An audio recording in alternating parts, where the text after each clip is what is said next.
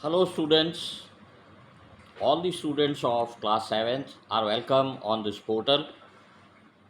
The portal is a digital central portal of Navjyoti Global Schools. I am Arun Chadda. I have been giving you a number of lectures in past, and I'm sure you must have enjoyed many of my sessions. Be with me for some time and try to upgrade your knowledge. Following this video, you will be sent a WhatsApp message which will have comprehension questions. Comprehension is used to check the retention ability of the viewer. Literature is a subject in which you need to be very careful so that it has a bearance on your mind and you are able to interpret each and every terminology in correct perspective. It adds to our personality, it adds to our communication skill, it adds to our ability of how do we look at the world. So these are some of the important factors which draw us to literature of any kind. But this is English literature which is read all over the world, and it somehow the other gives us an advantage to have, or an edge to communicate with with the people in a superior manner. Today's topic is the first chapter, A Gift of Chappals. Now, this is a story which depicts a typical South Indian house. The names are such, the city around which this anecdote runs, is Madras or Chennai, and the names are also all typical South Indian. The scenery of the story is South Indian. So we must try to understand. This is done in the books and stories to build up the culture, to build up the environment in the different states of our country. So, A Gift of Chappals, Part 1. We will be in this session doing it up to the first comprehension check so that you are able to retain it nicely. A smiling Ruku Mani threw open the door. मुस्कुराते हुए Rukku money ने दरवाज़ा एकदम खोला. Ravi and Meena rushed out. Ravi और मीना जो थे वो भाग के बाहर गए. And Ravi pulled Mridu into the house. और रवि ने मृदु को जो है अंदर घर में खींचा. Wait, let me take off my slippers. रुको, मुझे पहले अपने स्लीपर उतार लेने दो. Protested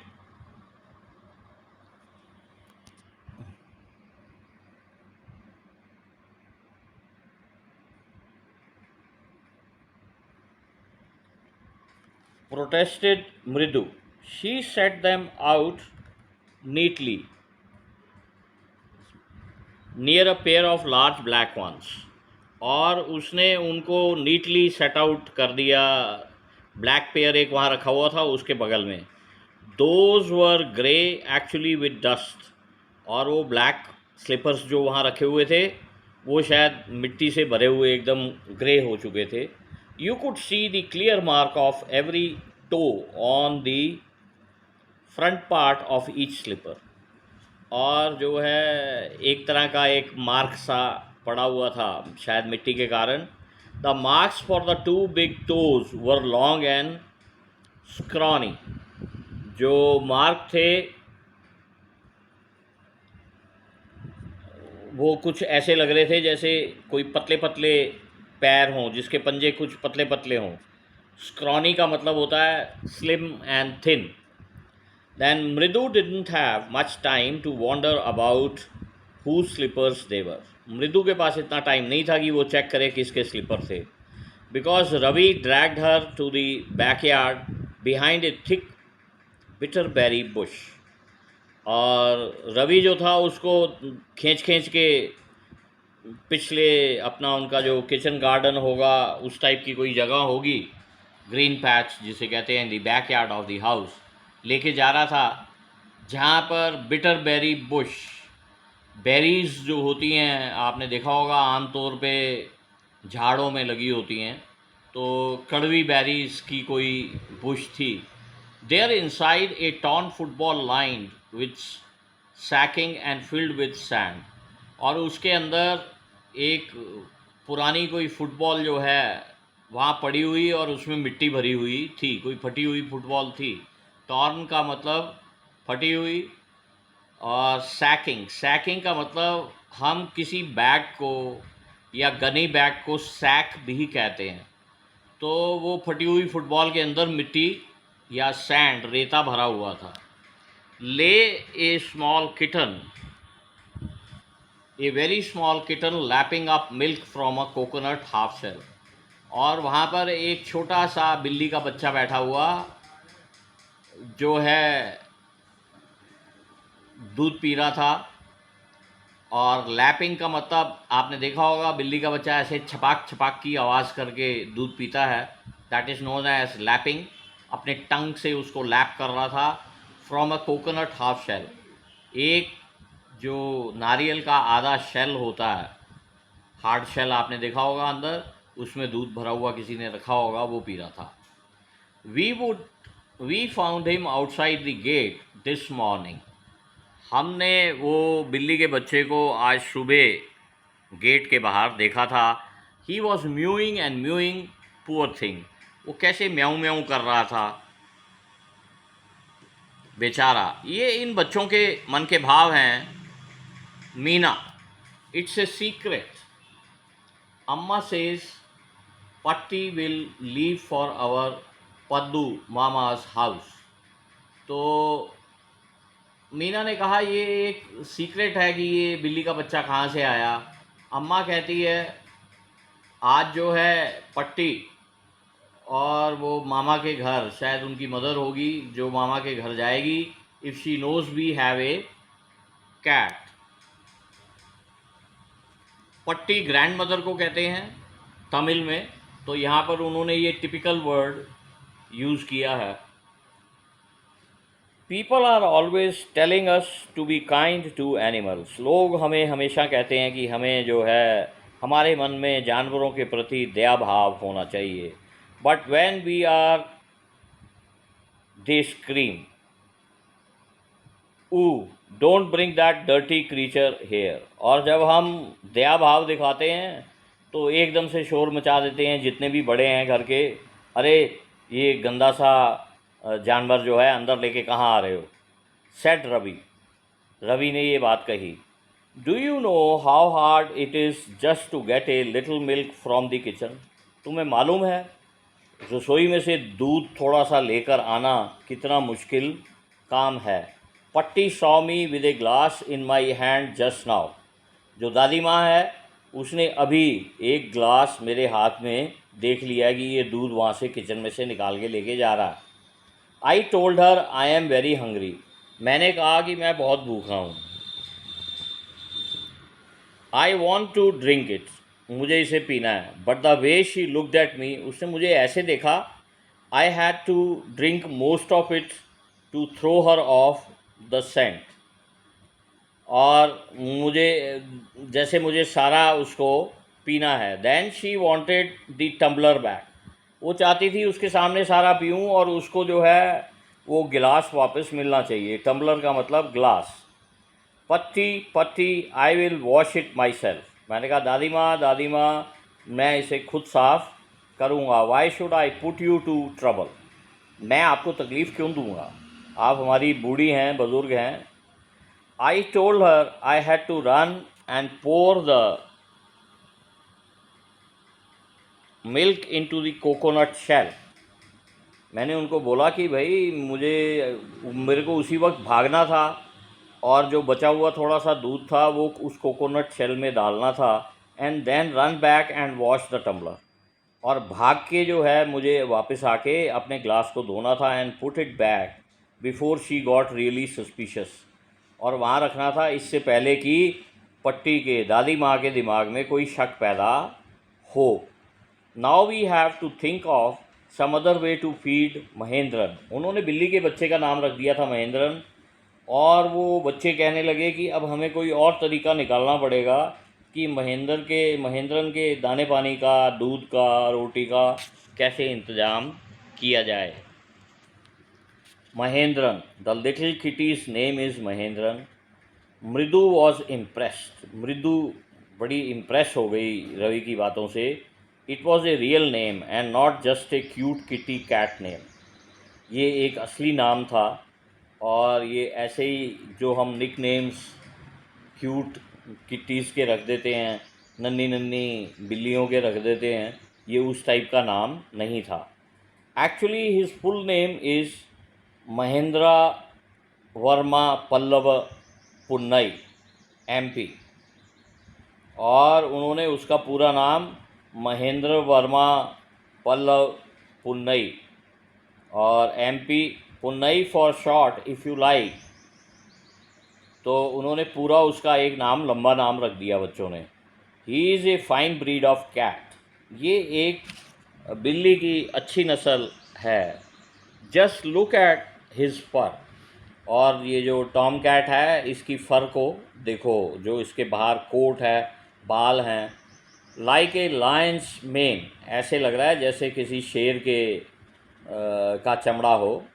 and you know what the emblem of the ancient Pallava kings was, don't you? और तुम्हें याद है जो पल्लवा किंग्स, हिस्ट्री में इसका जिक्र होता है पल्लव राजाओं का, और वो पुराने ज़माने, पुराने काल में होते थे, उनका जो एम्बलम था वो किस तरह का था? ही लुक्ड एक्सपेक्टेंटली एट मृदु। उसने मृदु की तरफ देख के ये सवाल पूछा। मृदु गिगल्ड। गिगल्ड का मतलब होता है हंसना। तो मृदु जो है वो हंसी। Think I am joking. उसने कहा, अरे सोचो तुम, क्या मैं मजाक कर रहा हूँ? Well just wait, I will show you something. उसने कहा, थोड़ा सा रुको, मैं आपको कुछ दिखाऊंगा। It's clear you don't know a thing about history. ये बात साफ है कि तुम्हें हिस्ट्री की कोई भी चीज़ आती नहीं है। तुम्हें कुछ नहीं पता पल्लव डायनेस्टी क्या थी और क्या था। Haven't been to Mahabalipuram, have you? तुम कभी महाबलीपुरम गए हो? He said mysteriously.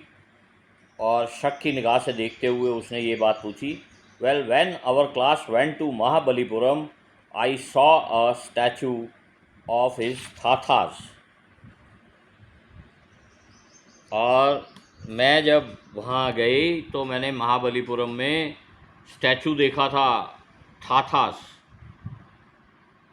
ग्रैंडफादर्स, पूर्वजों का। और यहाँ पे पूर्वजों के लिए उसने थाथास यूज़ करा है। थाथास, थाथास, थाथास, थाथास, extra, extra. Fact is, Mahendran here is descendant from that very same ancient cat. और उन्होंने कहा, ये महेंद्रन जो बिल्ली है, ये हमारे जो पूर्वज हैं उनकी डिसेंडेंट है। जितने ग्रैंडफादर्स थे तमिल में थाथा दादा को बोलते हैं, तो हमारे पूर्वजों की डिसेंडेंट है ये बिल्ली। From that very same ancient cat, a close relative, scientifically speaking, of none other than the lion। और कुछ नहीं, ये बहुत नज़दीक रिश्तेदार है, नज़दीकी रिश्तेदार एक शेर के बराबर। द पल्लवा लायन, जो पल्लव का लायन था, एम्बलम ऑफ पल्लवा डायनेस्टी। जो उसके एम्बलम में शायद शेर का मुखौटा वगैरह होगा, तो ये बच्चा मेंटली उसके साथ रिलेट कर रहा है, उनके एम्बलम के साथ। Ravi went on, Ravi walking around the bitter berry bush. Ravi जो है वो बेरीज़ का जो झाड़ था, कड़वी बेरीज़ का, उसके चारों ओर उसने एक राउंड लगाया। Weaving a twig up and down. Waving a twig up and down. Twig का मतलब एक पतली सी, जिसे कहते हैं टहनी, जिस पे हल्के फुल्के कुछ पत्ते भी हों, उनको ऊपर नीचे करते हुए। हिज आईज स्पार्कलिंग, और उसकी आंखें चमक रही थी। This cat is a descendant of none other than the Mahabalipuram Rishi cat.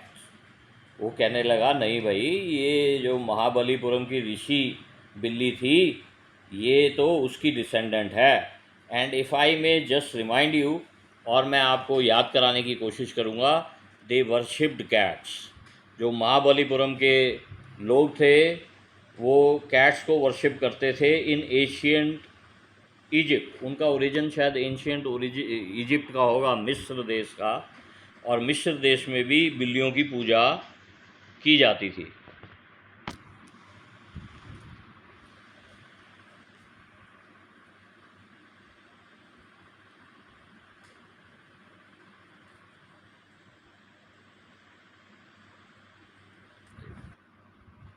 ये तो बहुत ही बड़ा हो गया यार. है जूम कैसे हो गया, इसको क्या करूँगा?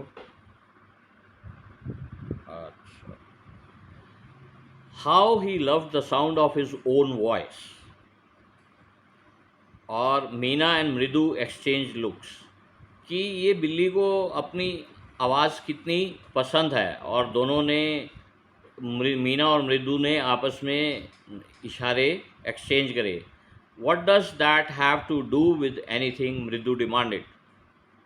उसने कहा ये किस चीज़ से रिलेट करता है? किसी चीज़ से नहीं रिलेट करता. हाँ, I am telling you this cat is descendant from Egyptian cat god. और इजिप्ट की कोई एंशियंट पौराणिक काल में बिल्ली के मुंह वाली गॉडेस थी, ये उसी की डिसेंडेंट है, और ये नेक्स्ट जनरेशन है उनकी. Yeah that is it.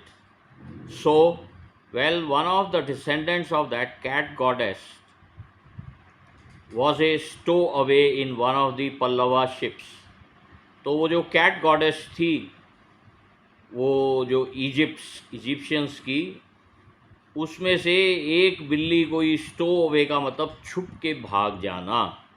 तो वो कहीं छुप के पल्लवा लोगों का, डायनेस्टी के लोगों का पानी का जहाज़ होगा, उसमें छुप के आ गई.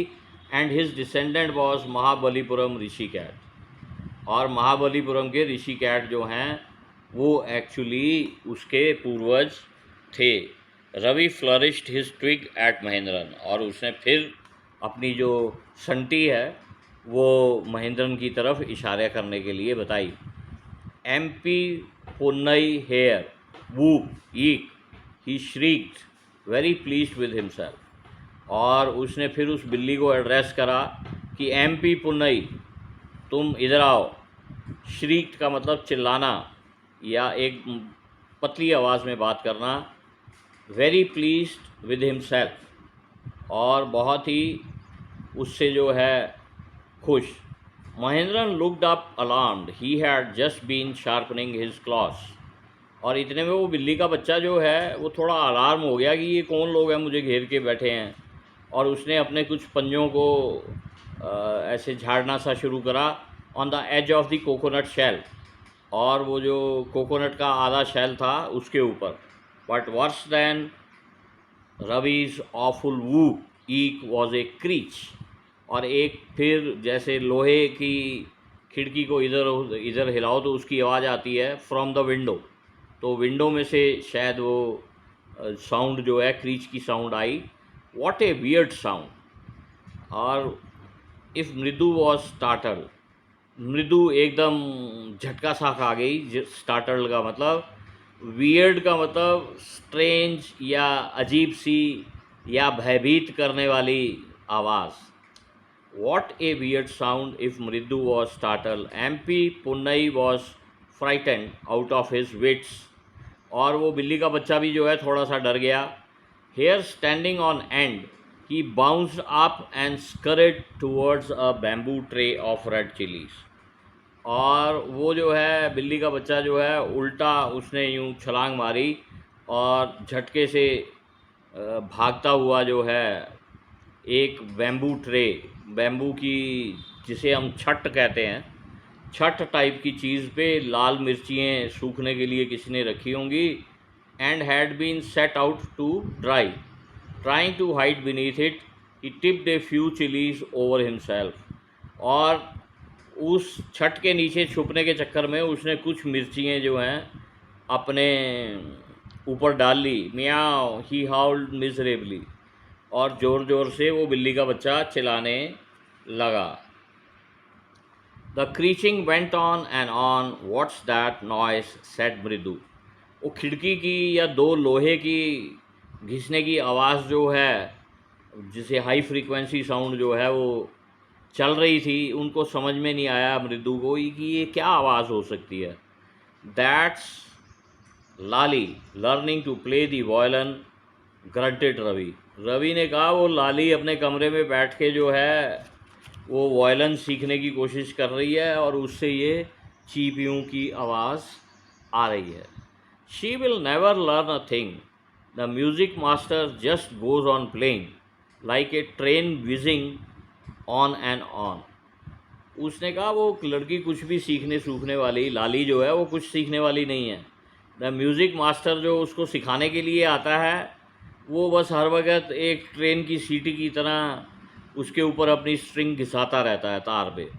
While Lali is all the time derailing, going completely of track. और लाली जो है उसको ट्यून व्यून बजानी कुछ आती नहीं है और हर समय ऑफ ट्रैक होती रहती है.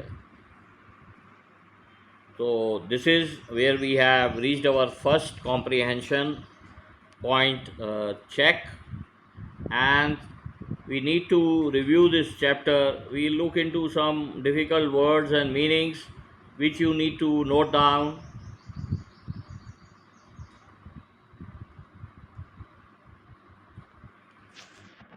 सीक्रेट. सीक्रेट का मतलब आपको सबको मालूम है, बच्चों के सबके सीक्रेट्स होते हैं, कोई बात जो हम छुपाते हैं. तो सीक्रेट इज़ किसी चीज़ को या किसी बात को छुपाना. स्क्रीम. Scream SCREAM. स्क्रीम का मतलब चिल्लाना.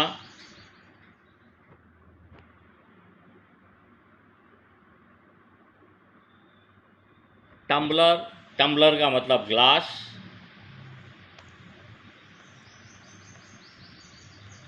टम्बलर का मतलब ग्लास.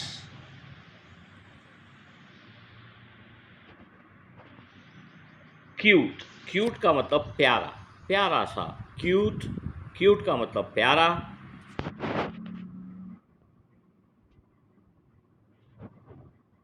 ब्रीड. ब्रीड का मतलब नस्ल.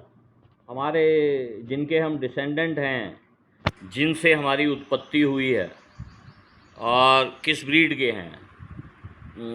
जातिवाद समाज के अंदर भाई ये ठाकुरों के बच्चे हैं तो ठाकुर ब्रीड के बच्चे हैं. तो इसी तरह ब्रीड जो है वो हमारे एंसेस्टर्स से रिलेट करती है. जस्ट उसके बाद एंशिएंट, पुराणिक काल. एंशिएंट का मतलब पुराणिक काल.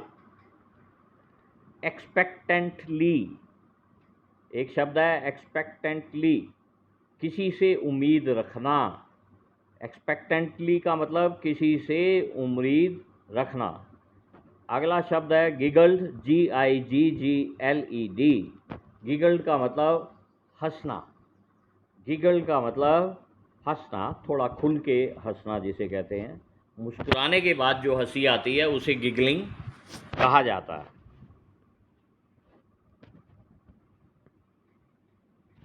मिस्टीरियसली. मिस्टीरियसली का मतलब होता है शक की निगाह से.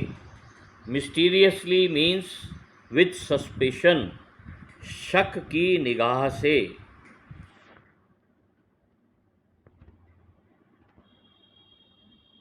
एम्बलम.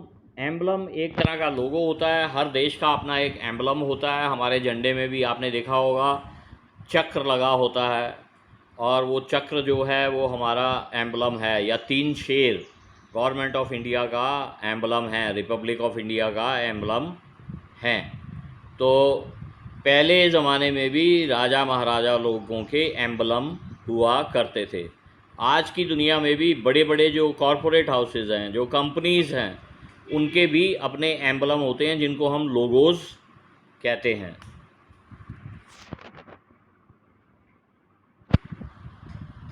डिसेंडेंट, डिसेंडेंट का मतलब होता है वंशज, हम जिनके वंशज हैं, पूर्वजों के वंशज, डिसेंडेंट। तो ये डिसेंडेंट है। वर्शिप्ड, वर्शिप्ड का मतलब पूजा करना, वर्शिप्ड, वर्शिप्ड का मतलब पूजा करना। एक्सचेंज, एक्सचेंज का मतलब बदलना, आपस में किसी चीज़ का बदलाव करना।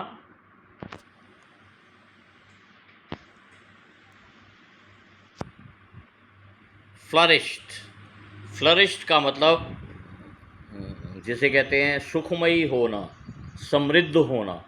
फ्लरिश्ड का मतलब समृद्ध होना। आपको समृद्धि किसी भी चीज़ में प्राप्त हो सकती है, ज्ञान की समृद्धि, धन की समृद्धि, व्यवसाय की समृद्धि, दुनिया में अलग अलग प्रकार की समृद्धियां हैं। तो फ्लरिश्ड का मतलब समृद्ध होना। श्रीक्ड, श्रीक्ड का मतलब महीन आवाज़ में चिल्लाना। श्राइक्ड इसने लिखा है SHRIEKED। श्राइक्ड का मतलब महीन आवाज़ में चिल्लाना। वियर्ड, वियर्ड साउंड, वियर्ड का मतलब अजीबो गरीब, वियर्ड का मतलब अजीबो गरीब। बाउंस्ड, बाउंस्ड का मतलब उछलना, बाउंस्ड का मतलब वैसे तो पाउंस्ड भी है, बाउंस्ड का मतलब उछलना ही है, किसी चीज़ पे पटक दो और वहाँ से एकदम कोई चीज़ वापस उछले तो उसको बाउंसिंग कहते हैं।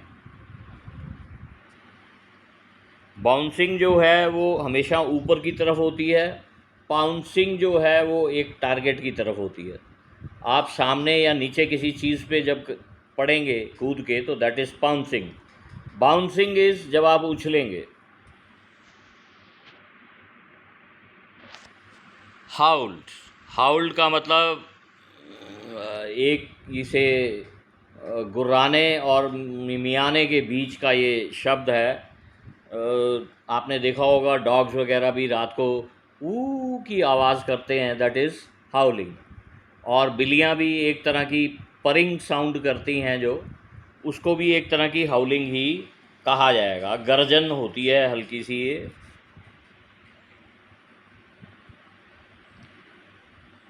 डी रेलिंग का मतलब पटरी से उतर जाना। आप सीधे सीधे चल रहे हैं और आप कोई बात करते करते डी रेल कर गए। बात आप चड्डा सर से कर रहे थे और बीच में जो है कोई और सर आ गया या कोई और बात आ गई, तो उसको कहते हैं D railing from the topic. आप उस टॉपिक से डी रेल कर गए। तो these are the difficult words and meanings which you have to note down. You have to review this video time and again. It is basically a copy of your chapter in the book. You can do it from here or you can do it from your book. I shall WhatsApp a list of comprehension questions to you, for which you have to prepare or extract one-line answers. For these difficult words, you have to construct sentences and evaluate how far you are correct. I will be also sending you some grammar exercises. Keep track of those grammar exercises so that you are able to uplift your composition and at the same time build up your vocabulary. Enjoy every session that is being sent to you through YouTube and try to build around yourself. Share these videos with your friends around and do your lessons regularly. If you will do 1 or 2 lessons every day, at home also you won't be stuck up. You will keep on growing and build around. Thank you for your patient listening. Have a nice day.